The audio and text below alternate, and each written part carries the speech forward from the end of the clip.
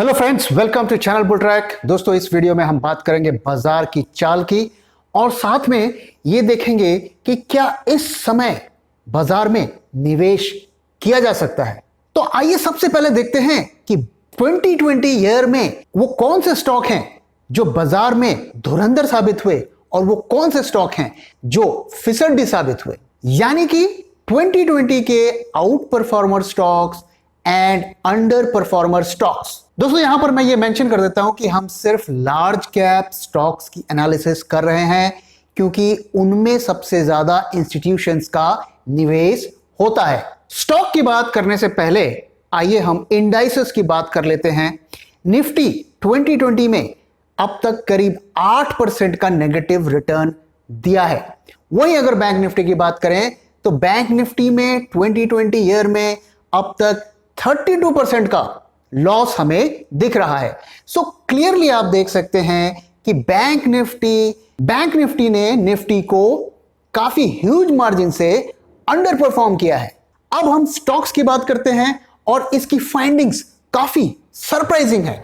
आइए सबसे पहले हम गेनर्स की बात कर लेते हैं। तो अगर हम 2020 के टॉप 20 गेनर्स की बात करें तो उसमें फार्मा के 10 स्टॉक्स, आईटी के 3 स्टॉक्स, टेलीकॉम के 3 स्टॉक्स, एफएमसीजी के 1 स्टॉक्स, फाइनेंस के 1 स्टॉक और ऑटो एंसिलरी के 2 स्टॉक्स। और यहां पे मैं बता दूं कि जो ऑटो के स्टॉक्स इस लिस्ट में है उसमें एक ट्रैक्टर सेगमेंट का और एक टायर सेगमेंट का स्टॉक है। तो इस लिस्ट को देख के आपको यह अंदाजा लग जाएगा कि बाजार में जो रिकवरी हो रही है वो मोस्टली फार्मा, आईटी और टेलीकॉम के दम पे हो रही है। और अगर आप इस लिस्ट में गौर से देखें तो इसमें 2 स्टॉक्स, मुथूट फाइनेंस और कैडिला हेल्थकेयर, ये हमारे रिकमेंडेशन लिस्ट में मौजूद हैं, जिन्हें हमने कुछ टाइम पहले आपको रिकमेंड किया था। आइए अब हम 2020 के टॉप 20 लूजर्स की बात कर लेते हैं। इसमें अगर आप देखें तो फाइनेंस के 14 स्टॉक्स हैं, ऑयल के 1 स्टॉक्स हैं, मीडिया के 2 स्टॉक्स हैं, केमिकल सेक्टर का 1 स्टॉक है और ऑटो का 1 स्टॉक है। तो इसमें अगर आप नोट करिए तो 20 टॉप लूजर्स में से 14 स्टॉक्स बैंक और फाइनेंशियल सेक्टर के हैं, जो कि हमें यह बताता है कि इन्वेस्टर्स को फिलहाल हमारी इकोनॉमी में कॉन्फिडेंस नहीं है, क्योंकि इकोनॉमी का डायरेक्ट रिलेशंस बैंक और फाइनेंशियल सेक्टर के स्टॉक से होता है। और यही कारण है कि मैंने आपको बार बार वार्न किया है कि बैंक्स और फाइनेंशियल सेक्टर के स्टॉक से दूर रहें और उनमें तभी इन्वेस्ट करें जब आप उनके फंडामेंटल्स, उनके परफॉर्मेंस और उनके रिजर्व से पूरी तरीके से फेमिलियर हैं। तो फाइनेंस सेक्टर का हमने 2 स्टॉक्स आपको रिकमेंड किए थे, मणप्पुरम गोल्ड और मुथूट फाइनेंस। इन दोनों स्टॉक्स को हमने इसलिए पिक किया था क्योंकि इनका जो बिजनेस मॉडल है वो ट्रेडिशनल बैंकिंग और फाइनेंस सेक्टर के स्टॉक से थोड़ा अलग है और इन दोनों ने पिछले कुछ महीनों में बहुत अच्छा परफॉर्म किया है। तो अगर आप इन डेटा पॉइंट्स को देखें तो इस वक्त जो सेक्टर्स में काफी स्ट्रेंथ फिलहाल दिख रही है वो है फार्मा, आईटी और टेलीकॉम। इनके अलावा बाकी सेक्टर्स को अगर आप देखें तो उसमें हैंडफुल ऑफ स्टॉक्स अच्छा परफॉर्म कर रहे हैं, लेकिन इन सेक्टर्स के लगभग सभी स्टॉक्स अच्छा परफॉर्म कर रहे हैं। तो अगर आपको सेक्टर पे बेट करना है तो आईटी, फार्मा एंड टेलीकॉम। आइए अब जरा इस बारे में बात करते हैं कि क्या ये सही समय है बाजार में पैसा लगाने का। दोस्तों, अगर आप लॉन्ग टर्म इन्वेस्टर हैं तो ये समय सही नहीं है बाजार में पैसा लगाने का, लेकिन अगर आप ट्रेडर हैं तो ट्रेडर के लिए हर समय बाजार में अपॉर्चुनिटी मौजूद रहती है। आइए सबसे पहले देखते हैं कि एक ट्रेडर और एक इन्वेस्टर में क्या अंतर होता है। ज्यादातर लोग इस डिफरेंस को नहीं समझते हैं और वो ट्रेडर और इन्वेस्टर के बीच में शिफ्ट होते रहते हैं। मेनली ट्रेडर और इन्वेस्टर में 3 तरीके के डिफरेंसेस हैं। पहला डिफरेंस, इन्वेस्टर हमेशा लॉन्ग टर्म का इन्वेस्टमेंट करता है और उसकी होल्डिंग 3 to 5 years तक होती है। आप 1 हफ्ते, 1 महीने तक अगर स्टॉक को होल्ड करके एग्जिट कर देते हैं तो आप अपने आप को इन्वेस्टर नहीं कह सकते हैं, आप अपने आप को ट्रेडर कह सकते हैं। वहीं अगर हम ट्रेडर्स की बात करें तो ट्रेडर्स का जो होल्डिंग पीरियड होता है वो कुछ सेकंड से लेकर कुछ महीनों तक हो सकता है। दूसरा जो डिफरेंस है कि जो इन्वेस्टर जब बाजार में पैसा लगाता है तो वो स्टॉक के फंडामेंटल्स, कंपनी का परफॉर्मेंस, इकोनॉमी, इन चीजों को स्टडी करता है, जबकि जो ट्रेडर होता है वो चार्ट देखता है, इंडिकेटर देखता है, लेवल्स देखता है और उसके बेसिस पर ट्रेड करता है। तीसरा जो डिफरेंस है, इन्वेस्टर पैसा तब लगाता है जब वो देखता है कि कोई कंपनी सस्ती दिख रही है या उसके बहुत ज्यादा ग्रोथ की पॉसिबिलिटी है, वो तभी उसमें पैसा लगाता है।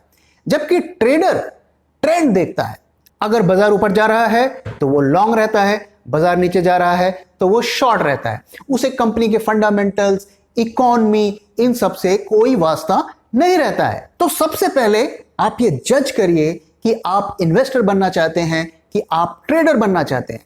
अगर आप ट्रेडर बनना चाहते हैं तो बाजार में आप कभी भी उतर सकते हैं और कभी भी निकल सकते हैं।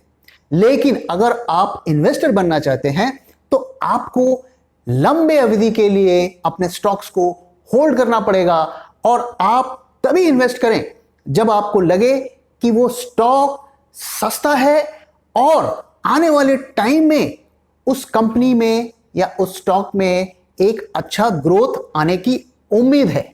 आप स्टॉक को खरीद के एक महीने बाद बेच के अपने आप को इन्वेस्टर नहीं कह सकते। हां, बेशक आप अपने आप को ट्रेडर कह सकते हैं। देखिए दोस्तों, कायदे से ये समय सही नहीं है इन्वेस्ट करने के लिए, क्योंकि फंडामेंटल्स सपोर्ट नहीं करते हैं। आप किसी से भी बात कर लीजिए, कोई भी आपको इस वक्त ये नहीं कहेगा कि economy is fine, economy is growing.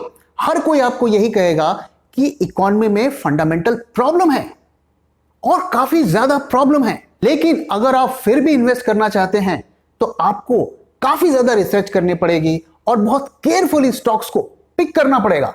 और आप इस बारे में जरा सोचिए कि मान लीजिए कि अभी आप इन्वेस्ट करते हैं और बाय अक्टूबर नवंबर करेक्शन शुरू हो जाता है तो आप क्या करेंगे?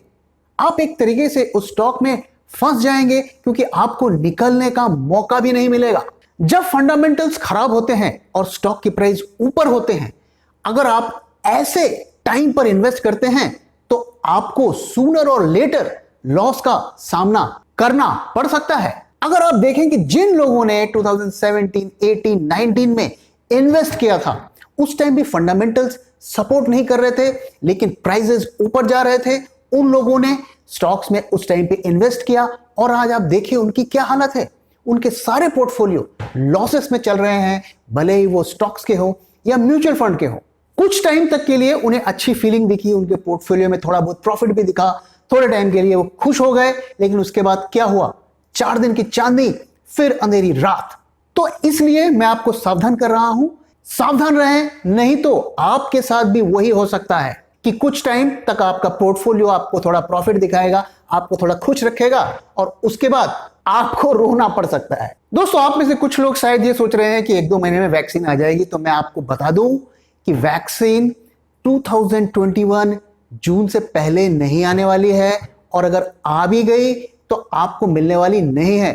एक वैक्सीन को डेवलप करने में कई साल लग जाते हैं और अभी तो इस बारे में भी डाउट आ रहा है कि वैक्सीन इफेक्टिव होगा कि नहीं, काम करेगा कि नहीं, इस पर भी किसी तरीके की श्योरिटी नहीं है। तो आप वैक्सीन को दिमाग में रखकर प्लीज बाजार में इन्वेस्ट ना करें।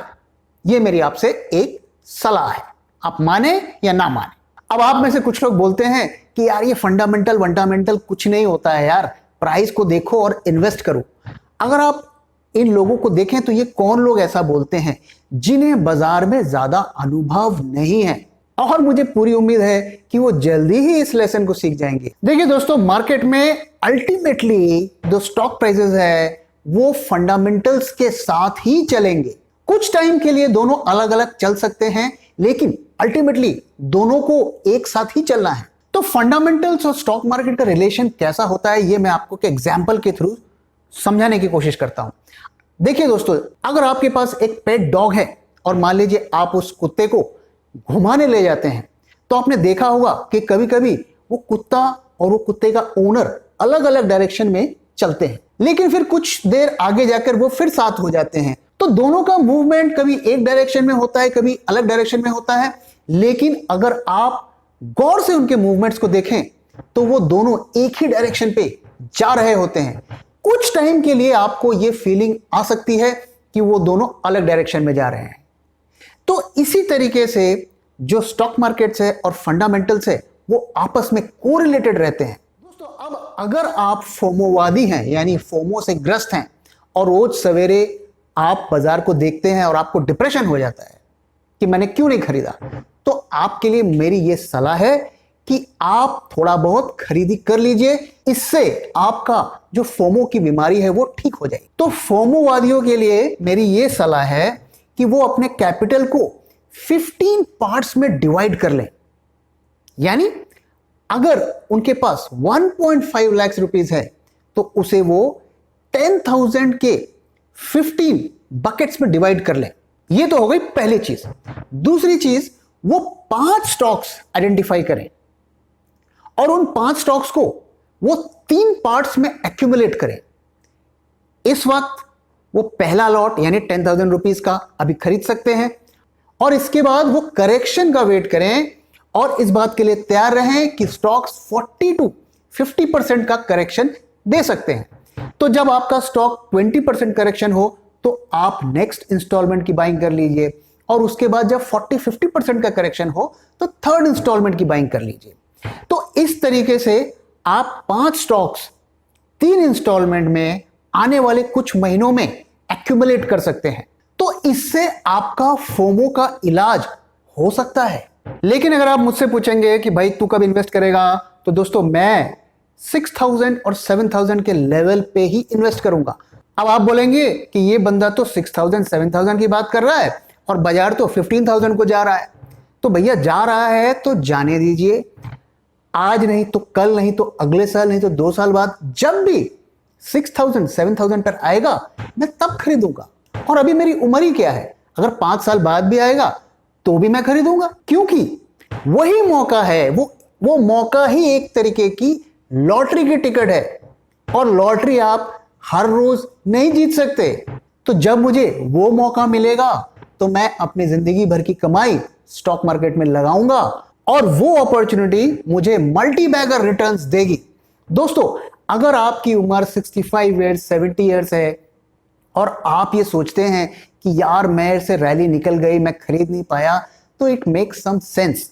लेकिन अगर आपकी age 20 years 30 years 35 years 40 years है और आप फोमो से ग्रसित है तो ये बात मेरी समझ में नहीं आती, क्योंकि आपके हाथ में बहुत टाइम है और आने वाले टाइम में आपको बहुत सारे मौके मिलेंगे। अब किन स्टॉक्स में इन्वेस्ट करना है, देखिए मैंने आपको सेक्टर्स आपके साथ शेयर किए, मैंने अपने स्टॉक पिक्स जो मैंने हैंड पिक किए आपके लिए वो भी मैंने आपके साथ शेयर किए। तो उन स्टॉक्स में आप इन्वेस्टमेंट का सोच सकते हैं, लेकिन मैं आपको कॉशन कर देता हूं कि सारा पैसा एक साथ मत लगाइए, नहीं तो आपको लेने के देने पड़ जाएंगे। पर या बाबा बाद में बोलने का नहीं कि एड़ा बनाया। अब दोस्तों आइए थोड़ा निफ्टी की बात कर लेते हैं। दोस्तों, काफी एनालिस्ट कह रहे हैं कि अगस्त के महीने में निफ्टी में डीप करेक्शन हो सकता है, लेकिन मैं इससे सहमत नहीं हूं। मुझे लगता है कि बाजार मोर और लेस रेंज बाउंड रहेगा और माइनर करेक्शन भी हो सकता है, लेकिन डीप करेक्शन के चांसेस मुझे नहीं लगते। और इसका कारण यह है क्योंकि आने वाले 2-3 महीनों में बहुत सारे स्टॉक के इश्यूज आने वाले हैं, FPOs, rights issue, IPO, QIP, और इनकी वजह से बाजार में बड़ी गिरावट होने के चांसेस बहुत कम हैं, क्योंकि बाजार अगर गिर जाएगा तो उन इश्यूज को खरीदेगा कौन। तो जब तक ये सारे इश्यूज कंप्लीट नहीं हो जाते हैं बाजार में मेजर फॉल के चांसेस कम है। हां, थोड़ी बहुत करेक्शन हो सकता है। अगर हम निफ्टी की रेंज की बात करें तो आने वाले हफ्ते में जो निफ्टी का रेंज रहने वाला है वो है 11,020 से 11,420। तो अगर आपको ट्रेड करना है तो 11,020 के लेवल पर आप बाय करने का सोचिए और 11,420 के लेवल पर आप सेल करने का सोचिए with a tight stop loss. अगर हम पूरे अगस्त की बात करें तो 10,850 से लेके 11,550 के बीच में निफ्टी रहने वाला है। तो अगर आपको मंथली स्ट्रेटजी बनानी है तो इस रेंज को ध्यान में रख के बना सकते हैं। एक और इंफॉर्मेशन आपके साथ शेयर कर लेता हूं कि अगर आप निफ्टी का चार्ट देखें तो निफ्टी 25 डे मूविंग एवरेज का सपोर्ट लेके चल रहा है। तो इस लेवल पर जब प्राइस आएगा तो भी आप बाय कर सकते हैं, और अगर 25 डे मूविंग एवरेज का ब्रेकडाउन होता है, यानी कि उस लेवल को तोड़ के प्राइस नीचे आ जाता है, तो निफ्टी को शॉर्ट टर्म में शॉर्ट भी किया जा सकता है। तो इन लेवल्स को ध्यान में रखकर आप आने वाले टाइम पे अपने ट्रेड्स कर सकते हैं। बाकी इस वक्त की जो मार्केट कंडीशन है, कोई क्लियर ट्रेंड विजिबल नहीं है, मार्केट मोर और लेस रेंज बाउंड है, तो ये एक आइडियल टाइम है ऑप्शन स्ट्रेटजीज के थ्रू ट्रेड करने का। तो अगर आप ऑप्शन स्ट्रेटजीज के थ्रू काम करना चाहते हैं तो आप हमारे app call and put analyser को डाउनलोड कर सकते हैं। वहां पे आपको इस तरीके की स्ट्रेटजीज मिल जाएंगी। दोस्तों, इसी के साथ इस वीडियो को यहां पे रैप अप करता हूं। आशा करता हूं आपको ये वीडियो पसंद आया, और अगर पसंद आया है तो प्लीज वीडियो को लाइक करें, अपने दोस्तों के साथ शेयर करें और हमारे चैनल को सब्सक्राइब करें। So thank you very much for your time दोस्तों। फिर मिलेंगे किसी और वीडियो।